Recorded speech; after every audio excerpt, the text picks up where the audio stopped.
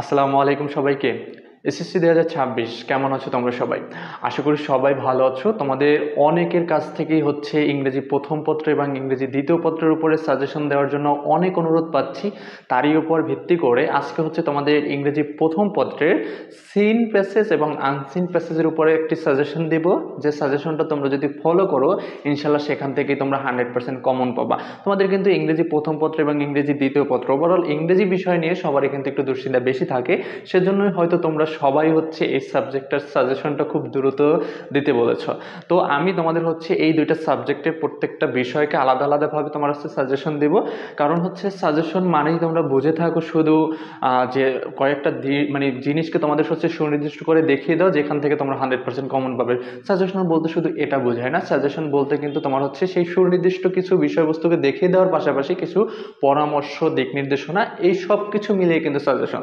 তো তোমরা অনেক সময় করো কি, সাজেশন দেখতে এসে বা সাজেশনটা ফলো করতে এসে করো কি, জাস্ট সাজেশনটা পাওয়া মাত্রই তোমরা কিন্তু ভিডিওটা স্কিপ করে দাও। এটা করা যাবে না, কারণ তোমাদের যে পাশাপাশি যে কথাগুলো বা পরামর্শগুলো দিয়ে থাকি সেগুলো কিন্তু তোমাদের সাজেশনটাকে 100% তোমার আউটপুট পাওয়ার জন্য ওখান থেকে একটা কার্যকরী ভূমিকা পালন করে। সো এজন্য সবাইকে বলবো যে পুরো ভিডিওটা একটু মনোযোগ সহকারে দেখো এবং তোমাদের যে ধারাবাহিক যে সাজেশনগুলো আমি আপলোড করতেছি, যারা আগের সাজেশনগুলো পাও না অন্যান্য সাবজেক্টে, তারা আমার চ্যানেলে গিয়ে সেই সাজেশনগুলো দেখে নেবে। আর ইংরেজির যে তোমার ধারাবাহিকভাবে আমি পার্ট সাজেশনগুলো দিব, যাতে করে তোমরা প্রত্যেকটা সাজেশন ভালোভাবে বুঝতে পারো এবং সেখান থেকে 100% আউটপুটটা নিয়ে তোমাদের কাঙ্ক্ষিত যে প্লাস সেটা খুব ইজিলি অর্জন করতে পারো। সো দেখো, তোমাদের ইংরেজি প্রথম পত্রে তোমার সিন প্যাসেজ এবং আনসিন প্যাসেজ দুইটা টপিকই কিন্তু খুবই গুরুত্বপূর্ণ, কারণ এই দুইটা থেকে তুমি মার্কসটা খুব ইজিলি ক্যারি করতে পারবে। কেন? কারণ এগুলো প্যাসেজের ভিতর থেকেই তুমি পাচ্ছ, এবং যদি একটু কৌশলগত দিক অবলম্বন করে তুমি পড়াশোনা করো, তাহলে কিন্তু তোমার সিন প্যাসেজ থেকে এবং আনসিন প্যাসেজ থেকে তুমি ফুল মার্কস অর্জন করতে পারবে। সো তোমাদের সিন প্যাসেজের ক্ষেত্রে তোমাদের শর্ট সিলেবাস আছে, সেখানে থেকে আমি গুরুত্বপূর্ণ এবং ইম্পর্টেন্ট যে তোমার প্যাসেজগুলো আছে সেগুলো কিন্তু সাজেস্ট করেছি। সিন প্যাসেজ মানেই তোমাদের বইয়ের ভিতরে যে প্যাসেজগুলো আছে সেগুলো থেকে কিন্তু তোমার কমন আসবে, ঠিক আছে? তো সেক্ষেত্রে তোমাদের প্রথম যেটা আমি রেখেছি, একদম প্রথমেই তোমাদের একটা প্যাসেজ আছে, সেটা হলো মিস্টার মতিবাই রাহাত আবির। এটা কিন্তু খুবই গুরুত্বপূর্ণ। এবং তোমার দ্বিতীয় যেটা আমি রেখেছি সেটা হলো এনভায়রনমেন্টাল পপুলেশন, তারপর ম্যানস অ্যান্ড ক্লাইমেট। এই ক্লাইমেটের যে তোমার প্যাসেজটা আছে এটা কিন্তু একটু বেশি জোরালোভাবে বা গুরুত্ব দিয়ে পড়বা। এই জন্যই, কারণ বর্তমান সময় ক্লাইমেট রিলেটেড অনেক প্যাসেজ আসে এবং আসবে হয়তো সামনেও, ঠিক আছে? তারপর have you any favourite pastime, আমি এখানে লেখাটা লিখি নাই।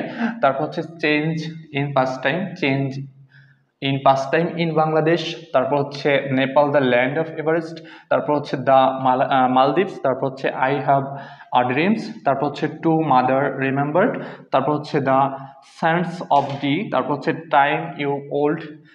তারপর তোমার হোয়াট ইজ লোনলেস। তারপর the story of an hour. তারপর স্টপিং বাই উডস।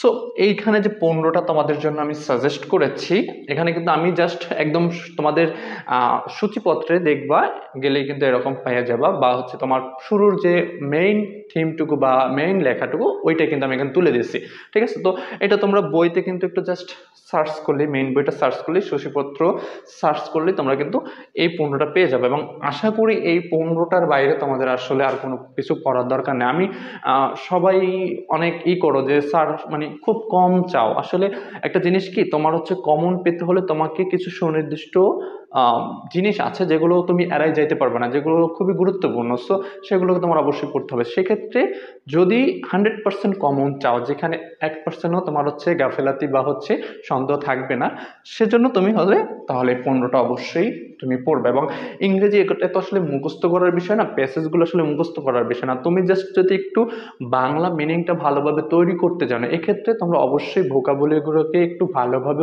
মুখস্থ করবে। কারণ ভোকাবুলারি যদি তুমি একটু ভালোভাবে মুখস্থ করো, তাহলে কিন্তু তোমার ইংরেজি একদম মানে সহজের থেকে সহজতর মনে হবে। কেন? আমি যদি বলি তোমাকে বাংলায় একটা সুন্দরবন সম্পর্কে তোমাকে একটা প্যাসেজ দিলাম বাংলায়, তো ওইটা থেকে তোমাকে যে কোনো প্রশ্ন করা হলে কিন্তু তুমি প্যাসেজ থেকে খুঁজে সবকিছু লিখতে পারবে।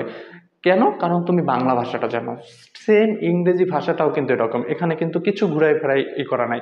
ইংরেজি তোমার যদি আমি সুন্দরবন প্যাসেজটা তোমাকে ইংরেজিতে কনভার্ট করে দিই এবং তুমি যদি সেই ইংরেজিটাকে বাংলায় কনভার্ট করতে পারো, তাহলে কিন্তু সেম যখন তুমি বাংলায় ছিল যেভাবে তুমি প্রশ্নের অ্যান্সারগুলো লিখতে পারতা, ঠিক সেমভাবে কিন্তু যখন ইংরেজিতে থাকবে তুমিও কিন্তু তখন সব ধরনের অ্যান্সারগুলো ওই প্যাসেজ থেকে দিতে পারবে। সো এই জন্য অবশ্যই এখন থেকে একটু হচ্ছে তুমি ইংরেজির ওয়ার্ড মিনিংটা জেনে, ইংরেজির মিনিংগুলো জেনে তারপর একটু পরে মানে বুঝে পড়ার চেষ্টা করবে। এটা শুধু তোমার এসএসসিতেই কাজে লাগবে এমন না, এটা কিন্তু তোমার হচ্ছে ইন্টারেও, অনার্স লাইফে সব ক্ষেত্রেই কাজে লাগবে। সো ইংরেজিতে যাতে ভালো করতে পারো সেজন্য অবশ্যই তোমাদের ইংরেজি অর্থটা বোঝা জরুরি। আর সেক্ষেত্রে অবশ্যই প্যাসেজগুলো পড়ার সময় তোমরা একটু অর্থ বুঝে তারপর পড়ার চেষ্টা করবা। তোমরা অনেকেই করো কি, মডেল কোশ্চেন খুঁজে মডেল টেস্ট থেকে তোমার হচ্ছে অ্যান্সারগুলো মুখস্থ করতে থাকো এবং অ্যান্সারগুলো করতে থাকবে। এভাবে করে কিন্তু হচ্ছে তোমার ইংরেজিতে ভালো করা যায় না। ইংরেজিতে ভালো করতে হলে অবশ্যই তোমাকে ভালোভাবে হচ্ছে প্যাসেজগুলো অর্থ সহকারে বুঝে তারপর পড়তে হবে। এবং পাশাপাশি যখন তুমি প্রশ্ন পড়বা, প্রত্যেকটা প্রশ্নের অ্যান্সার বোঝার চেষ্টা করবা, প্রত্যেকটা প্রশ্নের উত্তরের অ্যান্সার বোঝার চেষ্টা করবা, ঠিক আছে? মানে তোমার উত্তরে যে অর্থগুলো সেগুলো বোঝার চেষ্টা করবা। সো এভাবে বুঝে যদি পড়ো তাহলে কিন্তু তুমি হচ্ছে প্যাসেজে খুব ভালো একটা সাইন করবা। আনসিন প্যাসেজের ক্ষেত্রে এটা আসলে বই থেকে আসে না, এটা হচ্ছে আনকমন প্যাসেজ এবং এগুলোর ভিতরে যেগুলো সব থেকে গুরুত্বপূর্ণ অর্থাৎ যেগুলো ঘুরে ফিরে বেশি আছে সেগুলোই তোমাদের জন্য আমি সাজেস্ট করেছি। এইখানে 12টা আছে, আমি 12টা যে সাজেস্ট করেছি তার ভিতরে হচ্ছে আব্রাহাম লিঙ্কন, তারপর হচ্ছে দ্য গ্রেট ম্যান ওয়ারব্রন, তারপর হচ্ছে চার্লস বেবেজ, তারপর হচ্ছে স্টিফেন হকিং, তারপর হচ্ছে শার্ক, আমাদের যে শার্ক অন্তর্ভুক্ত দেশ আছে সেটা নিয়ে, তারপর হচ্ছে জন মিল্টন, তারপর হচ্ছে জীবনানন্দ দাশ অসব্রন, তারপর হচ্ছে হুমায়ুন আহমেদ, তারপর হচ্ছে শেরে বাংলা রবীন্দ্রনাথ ঠাকুর, আবুল কাসেম ফজলুল হক, তারপর হচ্ছে নীল আর্মস্ট্রং, ঠিক আছে? তো এই যে তোমার হচ্ছে এখানে 12টা আছে, এই 12টা খুবই গুরুত্বপূর্ণ। এই 12টাকে তো পড়বাই, পাশাপাশি তোমরা হচ্ছে এর পাশাপাশি আরেকটু হচ্ছে তোমরা হচ্ছে বিগত সালে যে প্রশ্নগুলো আছে, বিশেষ করে তোমরা 25টা বাদ দিলা, 24, 23, 22, এই যে বোর্ডগুলোর তোমার হচ্ছে প্রশ্নগুলো, এগুলো একটু অ্যানালাইসিস করে খুঁজে এই বোর্ডেরগুলোও পড়তে পারো। সেখানে এগুলোর বেশিরভাগই পেয়ে যাবে, কারণ এগুলো থেকে ঘুরে ফিরে তোমার আসতেছে এবং তোমরা যদি সেগুলো একটু ফলো করো পাশাপাশি আরও তোমার হচ্ছে ভালো আউটপুট পাওয়ার সম্ভাবনাটা থাকবে। তবে একদম যারা মানে সেগুলো খোঁজার মতো এনার্জি রাখতেছো না বা মনে করতেছে এটা একটু কষ্টসাধ্য, তাদের বলবো এই 12টা খুব ভালোভাবে কমপ্লিট করো। এই 12টা যদি ভালোভাবে কমপ্লিট করো, এটা কিন্তু তোমার হচ্ছে রিয়ারেন্সের ক্ষেত্রে খুব গুরুত্বপূর্ণ ভূমিকা পালন করবে। তারপর হচ্ছে টেবিল বা ম্যাচিং যেটা বলে থাকি সেটার ক্ষেত্রে গুরুত্বপূর্ণ ভূমিকা পালন করবে, কারণ এগুলো থেকে তোমার হচ্ছে প্রচুর পরিমাণে রিয়ারেন্সও আছে এবং টেবিলও আসা মানে কারণ তোমার হচ্ছে ব্যক্তি রিলেটেড জীবন কাহিনীমূলক যে এগুলো থেকেই তোমার হচ্ছে কিন্তু তোমার বেশিরভাগ সময় রিয়ারেন্স এসে থাকে এবং হচ্ছে টেবিলে এসে থাকে। তো এই কটা অবশ্যই পড়বা, সেটা অন্যান্য ক্ষেত্রেও কার্যকরী ভূমিকা পালন করবে। পাশাপাশি তোমরা হচ্ছে তোমার হচ্ছে 24, 23 এবং হচ্ছে 22 এই 3টা সাল একটু তোমরা প্রশ্নগুলো অ্যানালাইসিস করে সেখানে যে তোমার হচ্ছে আনসিন প্যাসেজগুলো এসেছে সেগুলো একটু পড়ার চেষ্টা করবা, ঠিক আছে? তো আশা করি তোমরা যদি পুরো ভিডিওটা দেখে থাকো তাহলে হচ্ছে সিন প্যাসেজ এবং আনসিন প্যাসেজ সম্পর্কে পূর্ণাঙ্গ ধারণাটা পেয়েছো, সাজেশনটা পেয়েছো এবং তোমরা জাস্ট এখানে আছে 15টা এবং এখানে আছে 12টার পাশাপাশি এই কয়টা তোমরা পড়ো।